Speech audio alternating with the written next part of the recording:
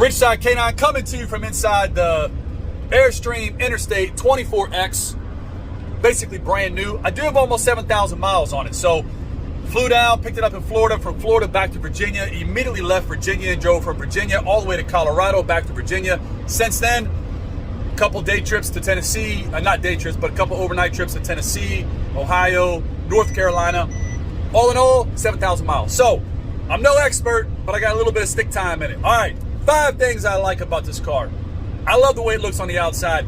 I'm much more actually into hardcore Class B off-road vans. This is a happy medium, right? Looks good, good stance.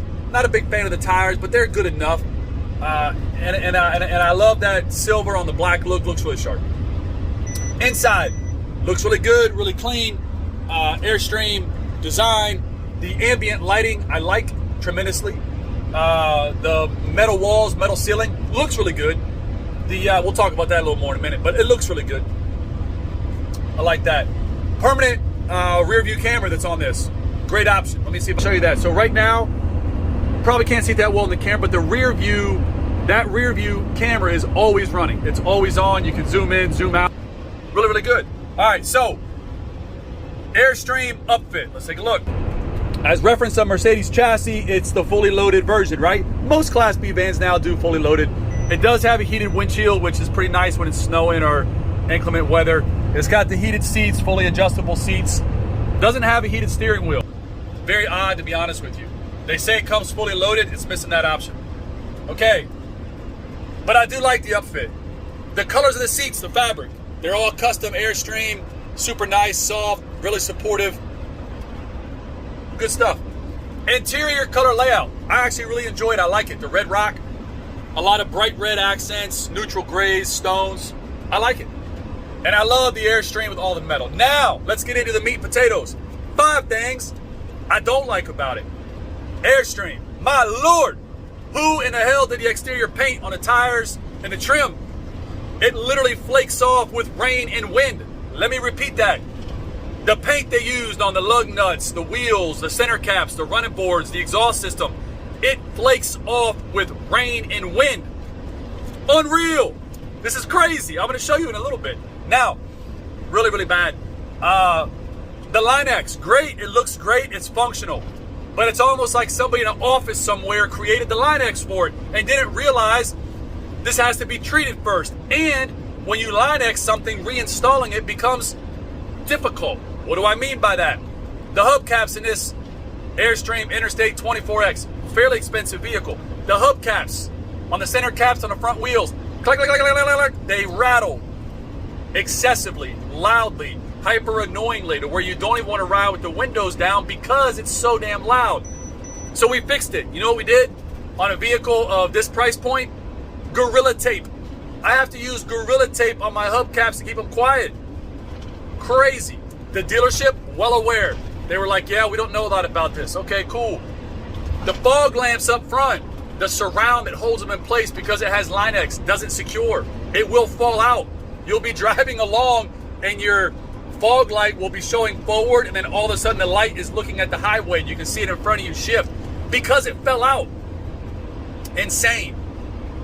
Gorilla tape. We fixed our fog lights with Gorilla tape. Absolutely unacceptable. Battery power and true off-grid ability. Airstream, you got to do better. Yes, this has 400 watts of solar and I believe 300 amp hours supposedly. I would really want to see an electrician break that down on exactly what's going on, because if you don't have the generator on, or you're not plugged into shore power, you can deplete the batteries in this thing really, really, really fast. So I might be doing something wrong. There's a real possibility, but I'm just telling you, normal use and bright sun, you can deplete the batteries running like the exhaust fan, tank heaters, little tiny stuff, and you can deplete the batteries. So gotta have more lithium. Get rid of this damn generator, get a bunch of lithium power, double the solar, do it right, Airstream, come on now. Now, the lights, the light bar, the track lighting, it's cool, comes from the factory, right? Light bar can't hold itself in place because of the mount. So the mount that Airstream used, the light bar is always flopping around. Now, Airstream's fix, oh, use super glue or use Loctite. What? Super glue? Loctite? On a vehicle at this price point? After the fact, when I took delivery, crazy. Okay, one of the things I love, let's revert here for a second, is how big the bed is in the back. I think it's the biggest bed in the RV industry. All I know is this, I'm 6'4", 235 pounds. I can lay lengthwise with about a foot below me and a foot above me still on the mattress. So that's amazing, right? Massive. 2 people, it's like a king plus. I mean, it's a massive bed platform, super comfortable, huge. The problem, the bed bars don't stay in place. Crazy. I'm going to an Airstream dealership right now in Fredericksburg, Virginia, and I'm gonna, I can't wait to bring out one of their managers and be like, make this make sense.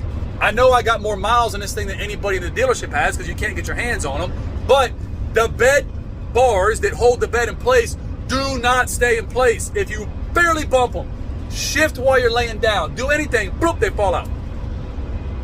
It's like this dance to wedge them in there where they don't fall out. So again, I've got to make my homemade bed bars. So again, Airstream Interstate 24X, fully loaded, 2022, fresh from the factory.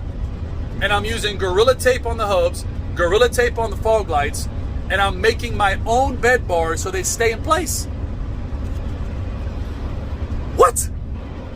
All right, guys, here comes the biggest problem, and I mean, it's a real engineering issue. How this passed the factory, I have no idea. Okay, check this out. Look behind me. Spare tire, look.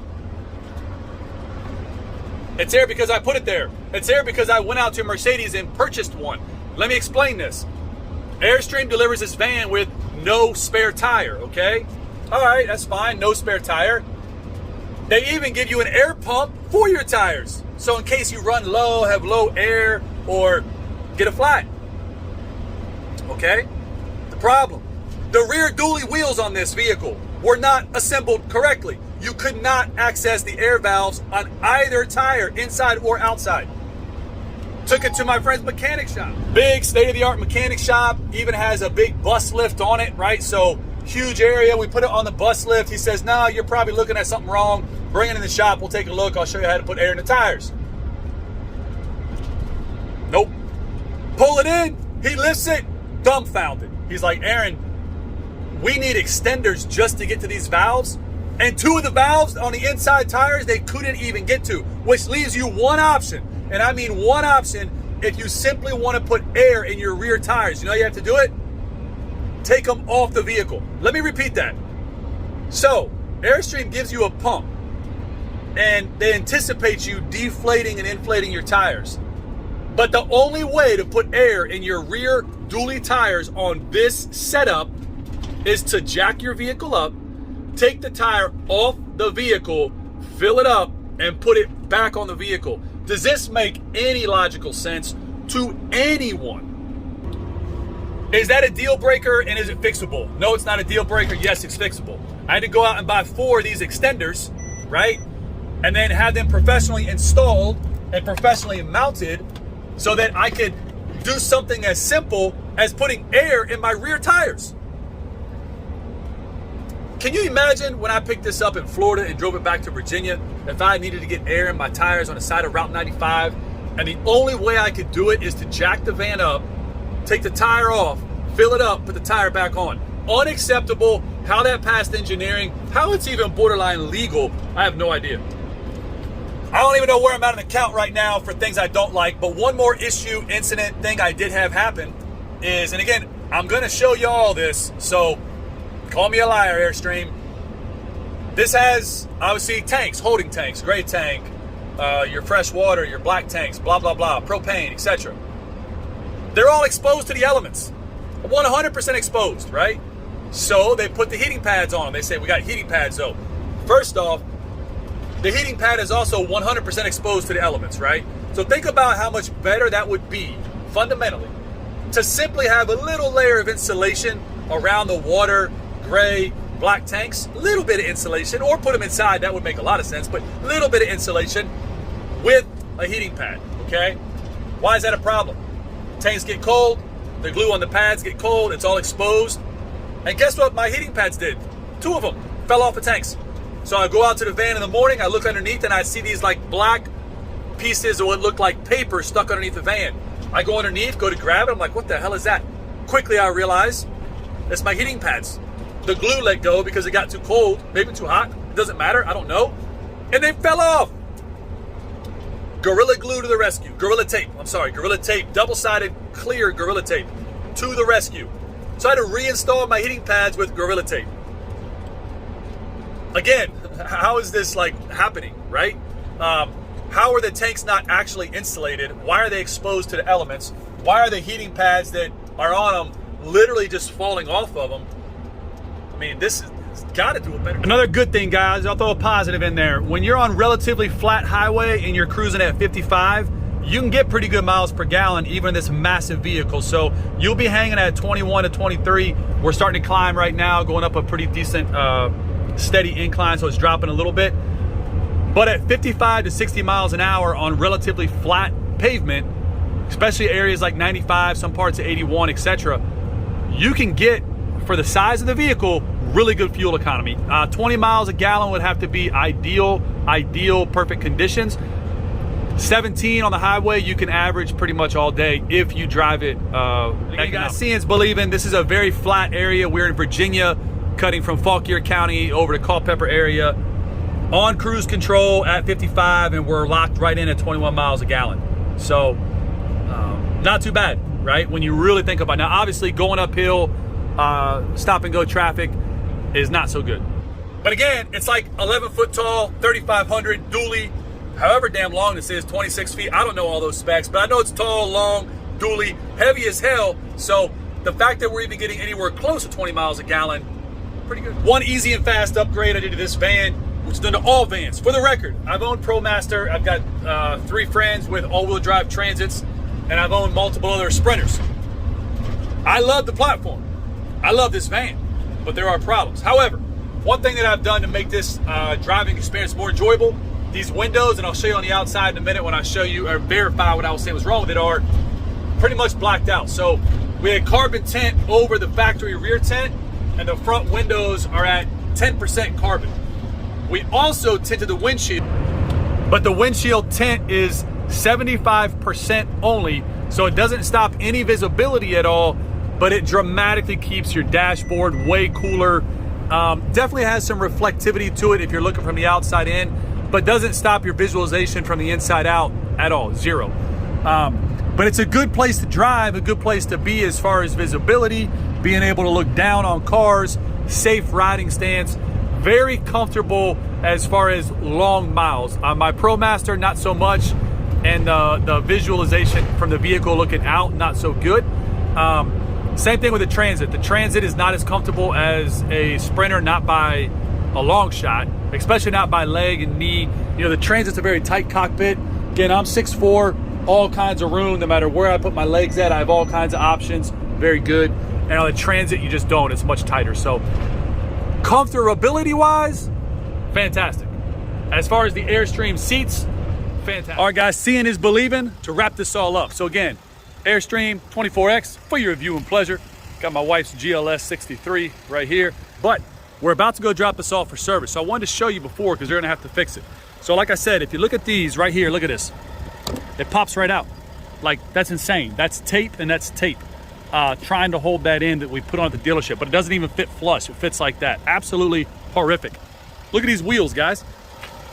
The shiny part's on here. It just flakes right off. So look at that. A little bit of wind, a little bit of rain, and this covering just flakes off. I mean, that's, look at this. I mean, it's incredible. Now listen, you hear this? That's tape right there, Gorilla Tape, holding this tight. If that's not on, this thing clangs and bangs. We're gonna actually just take that off so that the dealership themselves can fix that seal. Supposedly there's a rubber seal that my mechanic buddy said should have been installed when they put these wheels together, and it looks like they didn't install the seal. So now, listen to this. When that tape's off, every single time that wheel turns, it makes this sound, and there's nothing you can do about it. It rattles like this at just 1 mile an hour. It's rattling like that. Absolutely unacceptable. Okay, let's talk about the light, like I said, really quick. Let's go up here and take a look at the bar light. Now, this is going to be kind of tricky to record. I'm gonna try not to fall. I don't have a ladder, but watch this. This light, oh, I can't do it. Stand by. This light just rattles. So again, it just rattles and I'm gonna fall. So that was difficult to show. Stand by. All right, so we showed how the paint on the tires chips off. Check out the wheels, guys. So we had to have these custom fixed. You can see air valve 1 that was installed, air valve 2 that was installed. You could not put air in the tires. And again, look at the lug nuts, guys. These tires have never been changed, but the lug nuts themselves chipping off the paint. Not good. So the vehicle itself looks beautiful. I love it. Everything about it, it looks great, but there are problems. Okay, so check this out. And again, look at the exhaust, guys. This was painted black at the factory. You can see a little bit of black paint still on it. All the paint's gone. So very, I don't understand it. All right, coming inside. Beautiful place to be, right? And I agree, it is a beautiful place to be. Now, I just had this van professionally cleaned because I was dropping off for service, and like my cars are going for service when they're clean. But this is the bed mount system, okay? So these lift up, and there's little tiny grooves right there for your bed bars. All right, cool. Seeing is believing. Everybody says, nah, man, he's probably just making that up for the camera. No worries. There's a series of these bars like this. The bars come with this plastic notch in them, okay? See the plastic notch? That's the last one left. Now that's supposed to be up and out, but it's not. But again, if this goes, watch it, they don't stay. Not only that, I just remembered, this is the rear table. It's supposed to mount right there. Here's the mount bar, the track bar. Track bar is supposed to slide right there. Watch this. I mean, this is so frustrating, especially on an RV at this price point. So in theory, you lift this up, right? And you slide your bar on. And it does work. Stand by, I can't do it with one hand. So you slide it down, and then you use that little turnstile right there, lock it in place, right? In theory, sounds good. So let's just say we locked it right there. Well, you can't actually sit and use it, so you gotta close the top. You're not gonna believe this. It doesn't work. It doesn't fit. It locks in. You can't press it down. You could sit on here, it won't go any tighter. You know that's not how it's designed because it's destroying the wood right there. You can see the marks, okay? This is insane. It doesn't work. The way it was made does not work. Insane that this doesn't work. So again, that's supposed to go there. This table's supposed to clip on top, right? So you have a workstation. That's the table right there. So you have a workstation in the back and it's supposed to click there. It doesn't work. It only works if you actually prop this seat up, which that's not even an option either. I mean, this is really, really bad. Almost forgot, let me get this thing to flip here. Guys, almost forgot to show you the bars. So again, these bars are supposed to lock into place here. Let me show you. So the bars that you have, I believe, whatever it is, 5 or 6, they space out like this. Yes, the bars are different sizes, but none of the sizes work. So again, this is barely in here, but it's as it's supposed to be. If you barely do anything, any kind of movement whatsoever, like this, a little bit of movement from the bed, it just falls right out, right? It's got to be like perfectly balanced, and it's only hanging on by maybe 1/8 of an inch on any one side. So again, it's in there, right? It's in. If you shift the mattress on top at all and that moves, remember, it falls out. Insane. You ready to go? Ready. Follow me. So guys, I get it. Airstream wanted to get into the Class B adventure van market. They wanted to get into it quick. The Revel, Storyteller, tons of other one-off manufacturers are dominating the market right now, and they want it in. That's awesome. It's great. I've always loved Airstream, and I do love this van. But my God, Airstream, you've got to get quality under control. There's so many little issues with this. It makes living with it on a day-to-day basis very frustrating, especially for the price point. This isn't some one-off, you know, it's not an easy van to get. It's not a cheap van to get, and it should have better quality than this. It really should. Airstream, you should be ashamed of yourself. Quality control, fit and finish has to be improved dramatically, immediately. Make this stuff. We are at Fredericksburg, our Airstream of Virginia, right off of 95. Massive, massive, massive Airstream dealership. Here she sits right here, boom. And she's going to stay there until she gets fixed up. The funny part though, so it's right checked in right now for service. It's gonna get everything fixed on it. And while we're here, they've already asked me if they can buy it back. So we'll see. Maybe we'll sell it back and wait for them to fix it up. So that's kind of it in a nutshell, guys. We're back into, again, we love Mercedes products, guys. We're back into our GLS 63 while the Airstream gets fixed up here. And what do you think? Sell it or keep it? Sell it. I kind of disagree. So I do love the van. I do love everything about it. It's got to get the stuff that we identified fixed. However, it's still a nice rig. It's still an impressive rig.